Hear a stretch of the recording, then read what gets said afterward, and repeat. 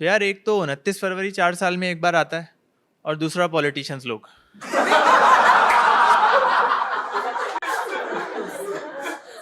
पाकिस्तान में इस वक्त इलेक्शन चल रहे हैं और बाहर दुनिया वालों को लग रहा है कि यहाँ पे फ्री एंड फेयर इलेक्शन हो रहे हैं, लेकिन यहाँ पे नंगा नाच हो रहा है। किसी कुछ पार्टीज को सिस्टम की तरफ से फुल सपोर्ट है और एक पार्टी को तो बिल्कुल बैन ही किया हुआ है।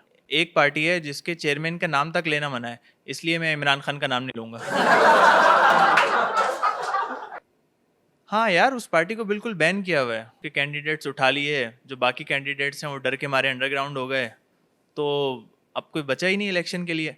मैं एक इंटरव्यू देख रहा था तो एक बाबा ने जज्बाती होकर कहा कि अगर इमरान खान इस खंबे को भी खड़ा करेगा तो हम इसको भी वोट देंगे। अगले दिन वो खंबा गायब था। फिर सुप्रीम कोर्ट ने क्या किया कि इमरान खान को ही नाअहल कर दिया कि वो इलेक्शन लड़ ही नहीं सकता। क्यों? क्योंकि उसने घड़ी की चोरी की है। ये तो हमारे कल्चर के अगेंस्ट है यार। लोगों ने आइलैंड खरीद लिए, लोगों ने एवन फील्ड्स अपार्टमेंट बना लिए, जो वहाँ का खुद का प्राइम मिनिस्टर नहीं बना सकता, और ये सिर्फ घड़ी चोरी किया। इतना छोटा criminal, he is not fit to be a prime minister of Pakistan. ये नहीं लड़ सकता इलेक्शन। बड़े क्रिमिनल लाओ, उनको लड़ाएंगे इलेक्शन। और यार पॉलिटिक्स में दुश्मनी समझ आती है, लेकिन इतनी भी क्या दुश्मनी। ये कौन बंदा है जो पिछले 1.5 साल से लोगों को उठा उठा के नंगा कर रहा है? भाई तुम पॉलिटिशियन थे, तुम पॉर्न स्टार क्यों बन रहे हो? पॉलिटिशियन ही रहो ना। अभी जिस भी फील्ड में पैसा ज्यादा मिलेगा उस फील्ड में आ जाओगे क्या? ट्रस्ट मी, पॉलिटिक्स में ज्यादा पैसा है। हाँ, कभी किसी पॉर्न स्टार को देखा कि उसने एवन फील्ड्स अपार्टमेंट खरीद लिए? नहीं ना, पॉलिटिशियन ने खरीद लिया ना। तो कि एक मौलवी साहब तफसीर बयान कर रहे थे इय्याका नअबुदु व इय्याका नस्तईन की, वो तफसीर के बाद उसे भी उठा के ले गए। फिर इन्होंने क्या किया कि उन्होंने, उनसे कुछ नहीं हुआ तो इन्होंने फिर बल्ले का जो निशान है पीटीआई का, उस पर बैन लगा दिया। और फिर जहाँ भी फिर वो एक जगह क्रिकेट ग्राउंड में बच्चे क्रिकेट खेल रहे थे, वो आए उनसे बल्ला छीन के ले गए यार। फिर जो लोग जा रहे हैं, पीटीआई के जो कैंडिडेट्स हैं, वो अपने कागजात नामजदगी जमा कराने जा रहे हैं, तो वो बंदे आ रहे हैं यार, कागजात छीन छीन के जा रहे हैं। ये हमें क्या हो गया है? हमें भारत से कश्मीर छीनना था, हम कागजात छीनने पे आ गए। और यार जब कागजात छीनने से कुछ काम नहीं बना तो इन्होंने 90% पीटीआई के कैंडिडेट्स का कागजात मुस्तरद कर दिया। हाँ, और अजीब अजीब से बहाने कह रहे हैं किसी को कि तुम्हारा सिग्नेचर ठीक नहीं है, किसी का चप्पल का साइज ठीक नहीं है, किसी का नाम बहुत लंबा है, किसी की शक्ल ठीक नहीं लग रही।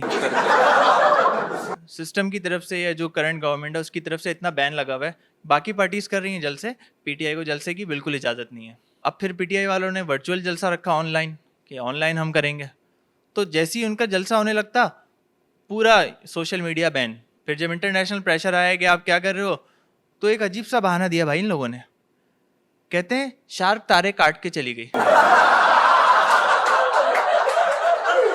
ये कौन सी शार्क है जो मछली छोड़ के तारे खा रही है यार? और सिर्फ वही तार खा रही है जो सोशल मीडिया का है, बाकी इंटरनेट ठीक चल रहा है। मतलब इतनी सेलेक्टिव शार्क देखी है क्या कभी? हाँ, तो पब्लिक बेवकूफ है क्या? टेक्नोलॉजी कितने आगे चली गई है। लोग वीपीएन लगा लगा के वर्चुअल जलसे में शामिल होने शुरू हो गए। हाँ, कोई पाकिस्तानी जर्मन बन के आ रहा है, कोई इटालियन बनकर जलसे में शामिल हो रहा है। जर्मनी में ट्रेंड चल रहा है भगाओ भगाओ चोर को भगाओ, और उर्दू में ट्रेंड चल रहा है।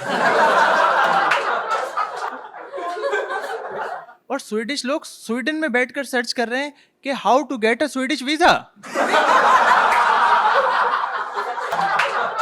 एक पार्टी को सप्रेस किया जा रहा है, दूसरी तरफ नवाज शरीफ को इंपोर्ट करके ले आए पाकिस्तान में यार।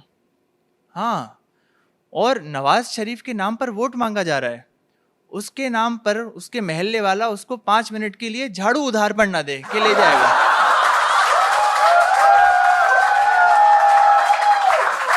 उसके नाम पर वोट मांगने की कोशिश की जा रही है। और हमारा सुप्रीम कोर्ट यार, अगेन वो नवाज शरीफ का एवान फील्ड्स अपार्टमेंट लंदन में, वो नहीं बता पाया कि उसकी सोर्स, उसके पास पैसे कहाँ से आए उसको खरीदने के लिए, उसको माफ कर दिया और एक मरे हुए बंदे को सजाए मौत सुना दी। 4 पैग लगाए बगैर ये डिसीजन देना कैसे पॉसिबल है? हाँ यार, हमारे यहाँ सब ऐसे ही चल रहा है। कहाँ मिलेगा तुमको ऐसा कंट्री? बाहर कोई चोरी करता है तो उसको सजा होता है, यहाँ जिसने चोरी किया उसको प्राइम मिनिस्टर बना दिया। और फिर सुप्रीम कोर्ट कह रहा है उसके बाद के जो गुमशुदा अफराद हैं ये खुद अदालत में क्यों नहीं पेश हुए? I am like, I was right. 4 pack तो लगाए हैं इसमें।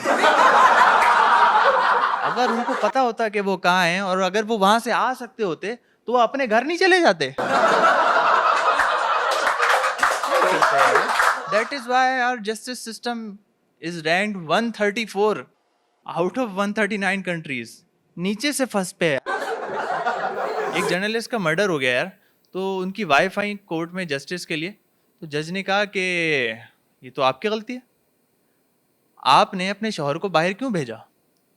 अगर वो बाहर जाएगा तो टेररिस्ट तो मार ही देगा ना उसे। टेररिस्ट का तो काम है मारना। हम किसी को उसका पैशन फॉलो करने से थोड़ी ना रोक सकते हैं। आपने अपने शौहर को बाहर क्यों भेजा? आपकी गलती है। तो ऐसा है कि एक काम करो, इन्हीं को अंदर कर लो। I am not fucking making this up, this happened. और यार नवाज शरीफ तो जैसे बाहर चला जाता है ना, जरदारी साहब ने कहा है कि नहीं, मैं इस मुल्क को कभी छोड़ के नहीं जाऊंगा, अभी और खाना है। और एक है फिर वो बिलावल, वो पता नहीं उनकी उर्दू कैसी है, वो KPK को KFC बोल दिया उन्होंने। यार सिंध के हालात ये हैं कि एक हमारे सिंध के मिनिस्टर इंटीरियर सिंध गए इलेक्शन के टाइम पे वोट मांगने, जैसे ये लोग जाते हैं, वो गए वहाँ पे, उन्होंने कहा हाँ भाई आप लोगों के कोई मसले हैं तो बताएं।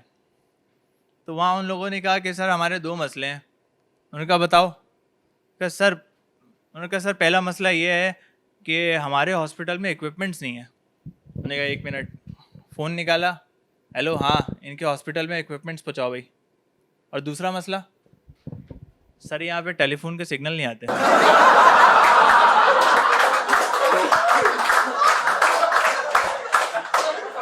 और यार फजलुर रहमान के सपोर्टर्स तो पागल हो गए। कह रहा है तुम इंफ्रास्ट्रक्चर वगैरह नहीं देखो, रोड कौन बना रहा है, ब्रिज किसने बनाया, ईमान की बेस पे वोट दो, ईमान की बेस पे। मैं कहा तो फिर ठीक है, सुबह उठना तुम नाश्ते में 2 रोटी की बजाय ईमान खा लेना। हाँ ना, उसके बाद जब तुम्हें दफ्तर जाना हो तो टंकी में पेट्रोल की बजाय ईमान डाल लेना। फिर एक हमारे वो शहबाज शरीफ साहब हैं, वो पता नहीं किस मूड में आते हैं वो बयान देने।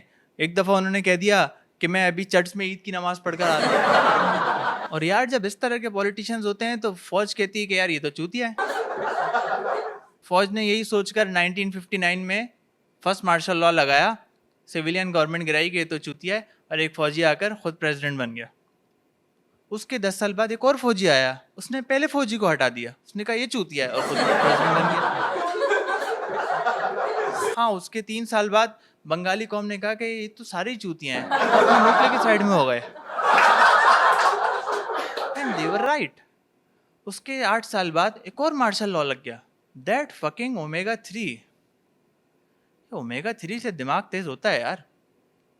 वो ओमेगा 3 पाया जाता है मच्छी में, और बंगाली मच्छी खाता है। हमारा प्रॉब्लम करप्शन नहीं है, हमारा प्रॉब्लम है हम मच्छी नहीं खाते। योडली योडली ओ, योडली योडली ओ, योडली योडली ओ।